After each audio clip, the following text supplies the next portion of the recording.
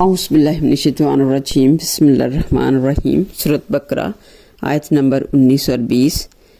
ترجمہ او یا کا مانند سیبن بارش کے، من سے سمائی آسمان سے، فی ہی اس میں ظلماتن اندھیرے ہیں، ورعدن اور گرج ہے، وبرقن اور بجلی ہے، یجعلون ڈال لیتے ہیں، اصابع انگلیاں، ہم اپنی، فی میں آذانہم کانوں میں اپنے، من السوائی کی کڑک سے، حذر الموت موت کے ڈر سے، حذر ڈر الموت موت، حذر الموت موت کے ڈر سے، واللہ اور اللہ تعالیٰ محیط گھیرنے والا ہے، بالکافرین کافروں کو۔ اوقا سیب میں من السماء فیہ ظلمات ورعد وبرق یجعلون اصابعہم فی آذانہم من السواء کی حذر الموت واللہ محیط بالکافرین۔ یا ان کی مثال اس بارش کی طرح ہے جو آسمان سے برسے، جس میں اندھیرے، گرج اور بجلی کی کڑک ہو، تو وہ کڑک اور موت کے ڈر سے اپنی انگلیاں اپنے کانوں میں ڈال لیتے ہیں، اور اللہ تعالیٰ کافروں کو گھیرنے والا ہے۔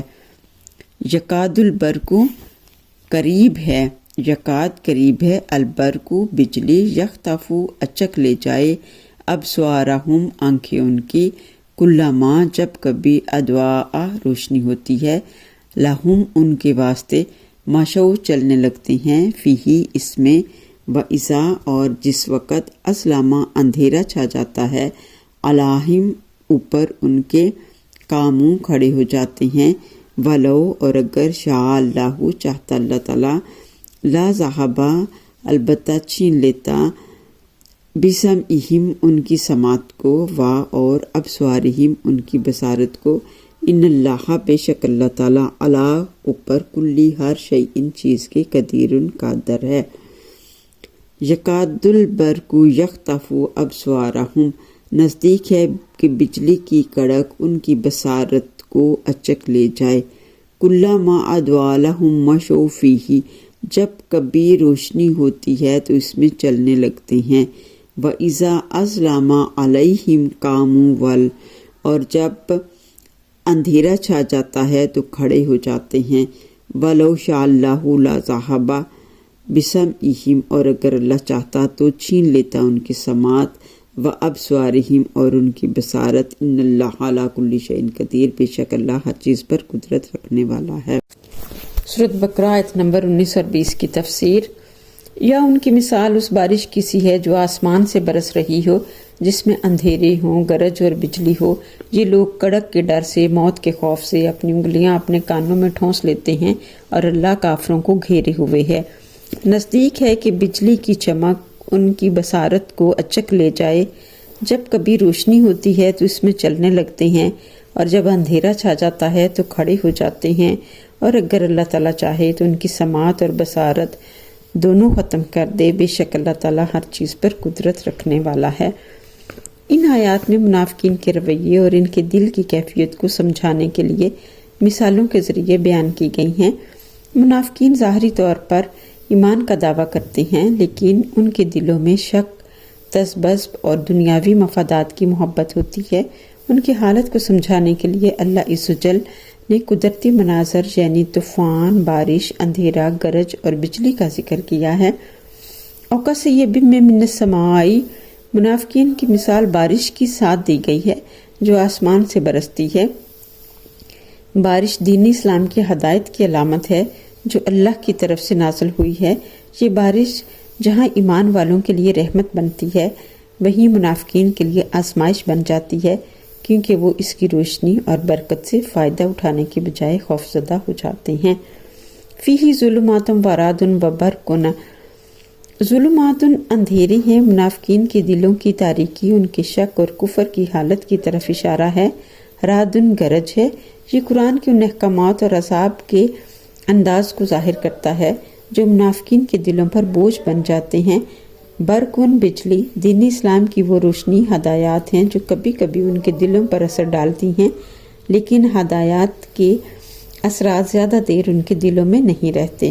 اس کی ایک تفسیر جو بیان کی جاتی ہے، اندھیرے اور کڑک سے مراد تبلیغ اسلام کی راہ میں آنے والی مشکلات ہیں۔ مہم جتنی بڑی ہوتی ہے مشکلات بھی اتنی ہی زیادہ ہوں گی۔ مسلمانوں کو ایک طرف کافروں سے مقابلہ تھا اور ان کے حملوں کا خطرہ، دوسری طرف منافقین کی سازشیں اور جاسوسیاں تھیں، تو مسلمانوں کو ان سارے مسائل کا سامنا تھا، اور منافقین جب ان مسائل کو دیکھتے تو خوفزدہ ہو جاتے۔ یجعلون اصابعہم فی اذانہم من الصواعق حذر الموت، موت اور کڑک کے خوف سے اپنی انگلیاں اپنے کانوں میں ٹھونس لیتے ہیں۔ منافقین دین کے احکامات اور اپنے مال و جان سے جہاد وغیرہ کے احکامات سن کر خوفزدہ ہو جاتے تھے اور موت کے خوف سے اپنے کان بند کر لیتے۔ موت کے خوف سے مراد دنیاوی نقصانات، طاقت کا کھو جانا اور موت کا ڈر۔ واللہ محیط بالکافرین، اور اللہ تعالیٰ ان کافروں اور منافقین کو مکمل طور پر اپنے گھیرے میں لیے ہوئے ہے۔ ان کے اعمال اللہ کی نظر سے چھپ نہیں سکتے۔ یکاد البرق یخطف ابصارہم، نزدیک ہے کہ بجلی کی چمک اچک لے جائے ان کی بصارت کو۔ یہاں بجلی کی چمک کو دین اسلام کی روشنی یعنی ہدایت سے تشبیہ دی گئی ہے۔ منافقین اس روشنی کو دیکھتے ہیں لیکن ان کی آنکھیں اس چمک کو برداشت نہیں کر سکتی، یعنی وہ حق کو قبول کرنے کے قریب آتے ہیں لیکن اپنی منافقت کی وجہ سے پیچھے ہٹ جاتے ہیں۔ کلما ادعا لہم مشوا فیہ واذا اسلم علیہم قاموا، جب انہیں دین میں کوئی فائدہ نظر آتا ہے، مال غنیمت وغیرہ، تو مسلمانوں کے ساتھ چل پڑتے ہیں۔ جو اللہ کے احکامات ان کو فائدہ مند نظر آتے ہیں، ظاہری طور پر ان پر عمل کرنے لگتے ہیں۔ اس کا ایک مطلب یہ بھی ہے کہ جب دین کے راستے میں مشکلات یا قربانی کا وقت آتا ہے تو وہ رک جاتے ہیں اور بے حس ہو جاتے ہیں، اور جب ان کو فائدے نظر آتے ہیں تو وہ مسلمانوں کا ساتھ دینے کا وعدہ کرتے ہیں۔ یہ ان کے منافقانہ رویے کی واضح تصویر ہے کہ وہ دین کو دنیاوی مفادات کے لیے اپناتے ہیں۔ وَلَوْ شَاءَ اللَّهُ لَذَهَبَ بِسَمْعِهِمْ وَأَبْصَارِهِمْ، اور اگر اللہ چاہے تو ان کی حق سننے کی صلاحیت اور حق دیکھنے کی صلاحیت کو ختم کر دے۔ یہ ان کی روحانی حالت پر تنبیہ ہے کہ وہ اللہ کی طرف سے مہلت پر ہیں، لیکن وہ اس مہلت کو ضائع کر کر اپنا نقصان کر رہے ہیں۔ ان اللہ علی کل شیء قدیر، اللہ ہر چیز پر قادر ہے۔